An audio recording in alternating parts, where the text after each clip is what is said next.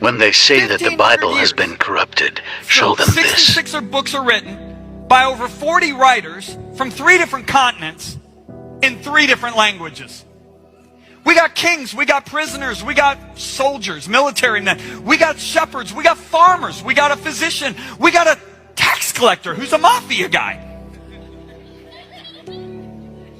And you put all these guys' books together over 1,500 years. Now, many of them lived in different generations and don't know what the other guy wrote. You put them all together and you get a perfectly harmonized book? Do you know what that's like? That's like looking at 40 different writers over the last 1,500 years and saying, write a chapter of a novel, putting the whole thing together after 1,500 years and having it make any sense. But not only that, it gets even better. If you look at the Old Testament's 39 books, written over 1,100 years. And the last book of the Old Testament is written 400 years before Jesus is even born. I mean, go back 400 years from right now. There's no Atlanta Braves. You don't even have the Falcons yet. You don't have the United States. I mean, the Pilgrims just got on the boat. That's a long time.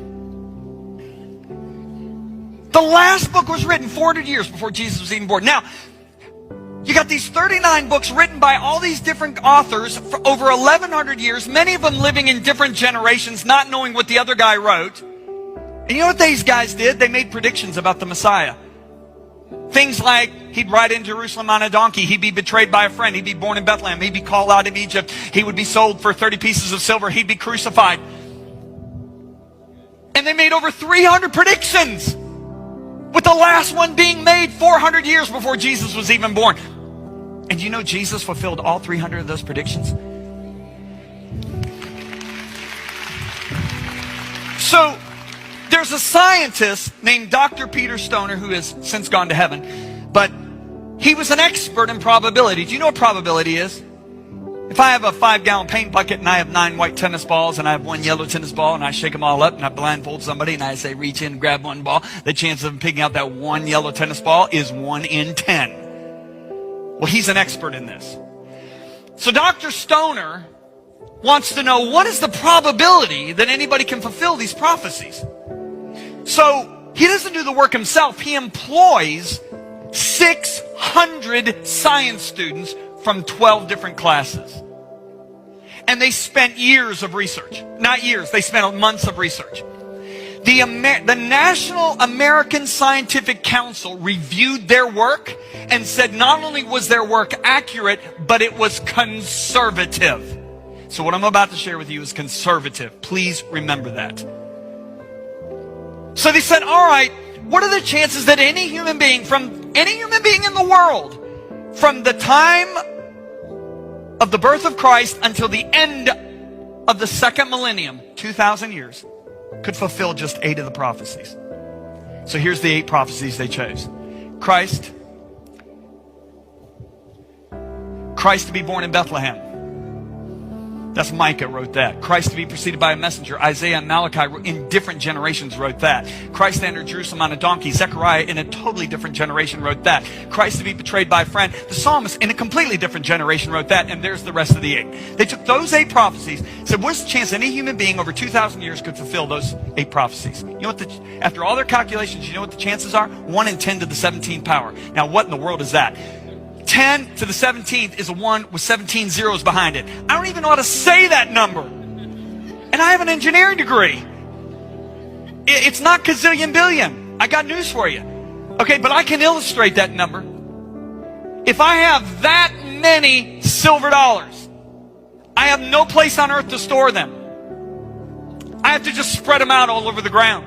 And if I have that many silver dollars and I spread them out all over the ground, I will cover the entire state of Texas 2 feet deep with those silver dollars.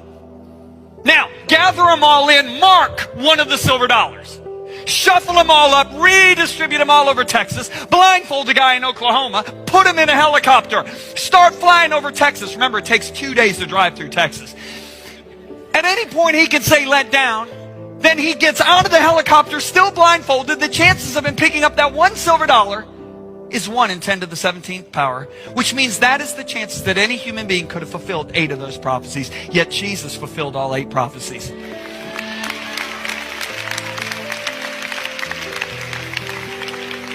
So Dr. Stoner said, what about 16 prophecies? So they do all these hours of calculation, he and the 600 science students. And they say that the chances any human being could have fulfilled 16 prophecies is 1 in 10 to the 45th power. That's a 1 with 45 zeros behind it. Don't even ask me to write that number down. Now, if I have that many silver dollars, I can't store them on the earth. It's too many. I got to make a big ball of silver dollars. I got to make a sphere of them, okay? You know how big this sphere would be? The diameter of that sphere would be 60 times the distance of the earth to the sun.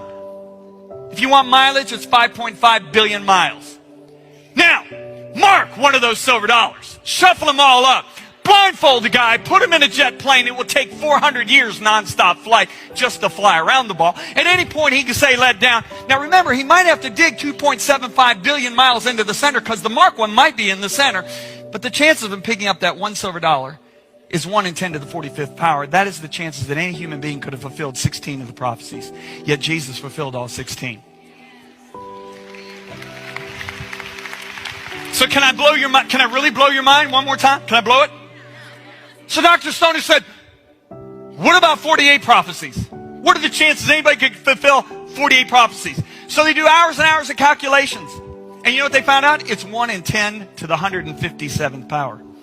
Now, how big is that number? I can't use the silver dollar. It's too big. I got to go to a smaller item. I got to go to an electron. Now, do you know how small an electron is? Let me just tell you. If you got a 1-inch line of electrons, straight line, 1 inch, and I start counting tonight, and I don't go to sleep, I will count, if I count 250 per minute, it will take me 19 million years to count that 1-inch line of electrons. Now, if I have that many electrons, 1 in 10 to the 157th power, I got to make a sphere of electrons. You know how big the sphere would be? It would be as far as man has ever seen into space. 13 billion light years. Now, mark one of those electrons. Blindfold the guy, put him in a space shuttle, send him into space. At any point, he can say stop. The chances of picking out that one marked electron is the chances that any human being could have fulfilled 48 of those prophecies. Yet Jesus fulfilled all 48.